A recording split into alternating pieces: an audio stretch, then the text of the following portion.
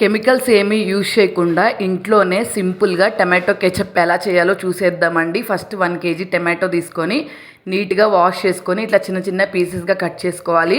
Next ఇందులోకి ఒక carrot అలాగే ఒక బీట్రూట్ పీసెస్గా కట్ చేసుకుని యాడ్ చేసుకోవాలి. నెక్స్ట్ అల్లము, పొట్టు తీసిన చిన్నులపాయలు ఒక 5, నెక్స్ట్ 2 పలుకులు చెక్క, అలాగే ఒక 5-6 లవంగాలు, టేస్ట్కి సరిపడినంత సాల్ట్ యాడ్ చేసుకొని ఒక 1/2 గ్లాస్ వాటర్ అయితే పోసుకొని ఇది మెత్తగా పేస్ట్ లాగా అయితే ఉడకబెట్టుకోవాలండి. మీరు కావాలనుకుంటే కుక్కర్లో అయినా పెట్టుకోవచ్చు.